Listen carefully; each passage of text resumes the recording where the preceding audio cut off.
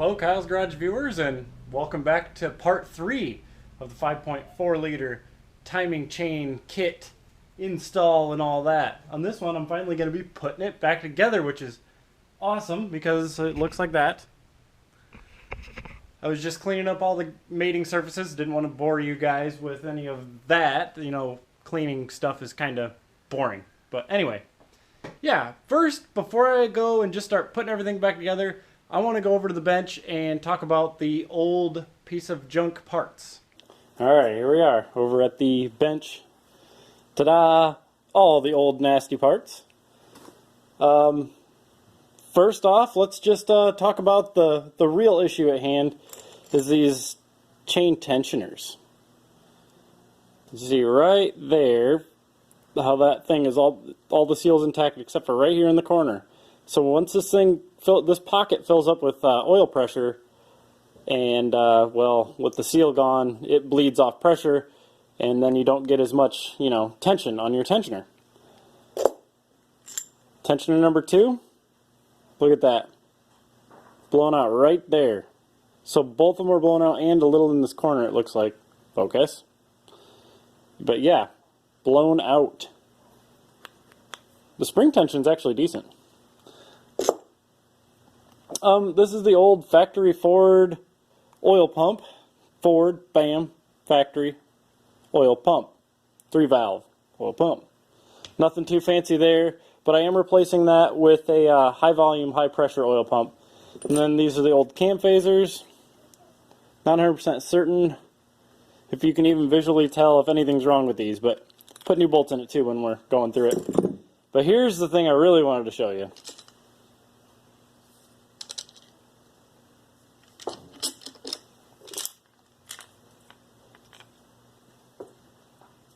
This guide here. Come on, focus, you. See that little crack there? That little crack could have been a big, big problem. It actually is cracked all the way through that little washer. Crazy. If that would have went and broke down inside the engine, many more issues. Many more issues. But yeah, that's enough talking. Let's just go straight over to the truck and time lapse putting it back together.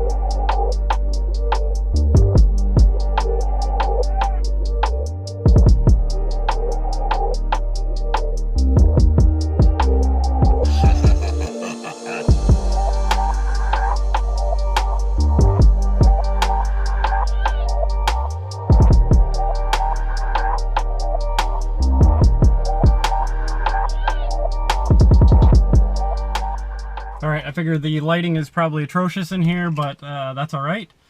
I skipped you guys the hassle of me putting together all the boring plastic bits and all that and whatever, but here I am, key in hand. I have the crank sensor disconnected at this point, because I'm going to let it roll over without starting it,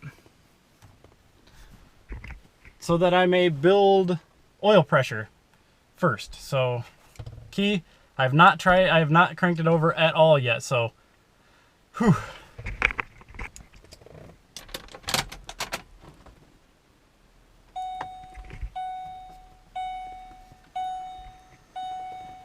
Oil change required. I just put oil in you, darn you.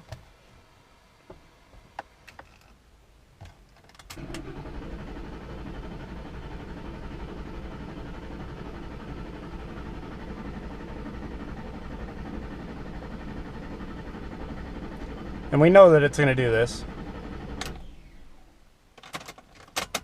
I just want to do this a couple times just to try to pump up the oil pressure. Oh, yep, there it goes. I saw the pressure switch pop up. It's just a pressure switch. I know that. It's not an actual gauge, but at least gives us something. I'm just going to do it one more time for good measure. Yep, okay. I'm going to go hook up the crank sensor and we'll come back here. Okay, put the crank sensor back in. Well, connected it. I got coolant in it. Let's see if it runs. I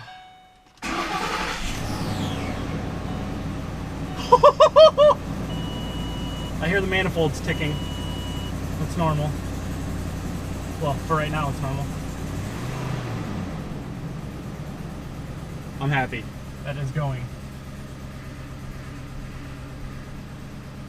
Well, I'm going to go back around front and make sure that the coolant's all burped out and everything, and then I guess we go for a test drive.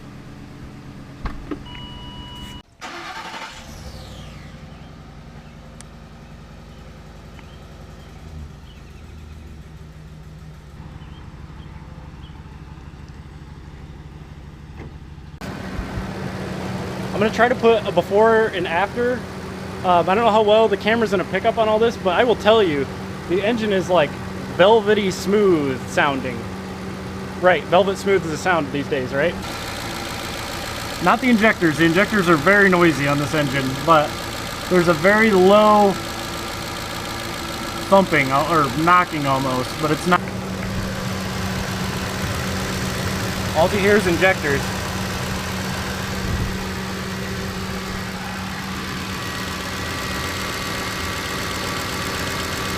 There is a manifold leak still, so I mean, I can't hear that right now, but man, that sounds good. So yeah, I'm gonna just burp out the coolant and eventually go on a test drive. All right, here we go, test drive. Safety first. Automatic. Ugh. That's okay though. It's a little bit bigger than the vehicles I'm used to. That's all right, I'll just run whatever it is over.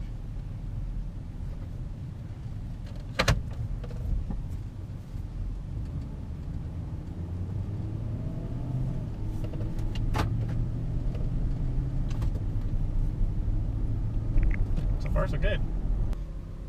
All right, we just got it nice and warmed up and everything seems pretty normal. Don't think there's any leaks. Coolant's not hot, oil pressure good, everything good. Kind of want to see what it has. Oh, she's a little surgy. Had to punch it a little bit. Who knows when. Kind of feels almost. Could be that it's just going through its like relearn or something, but it felt a little when we were accelerating. But other than that, it feels really good. Cool. I call this job a success. All right, there you have it. It runs, drives, does all the things that the truck is supposed to do. I'm sitting in the nice air conditioning right now at a store. And yeah, this is a few days later.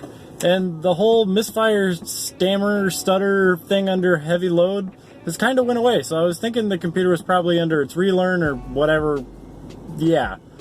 But yeah, like overall time, it was like 2.5, 3 weeks, something like that, start to finish, you know, working a full-time job, working on it when I can. So yeah, but everything seems to be great. I mean, I'm a definite win. So yeah, I tried to keep it as entertaining as possible, you know, with all the time lapsing and all that. Hope you guys really enjoyed the series. It was stressful for me, but I figured it out.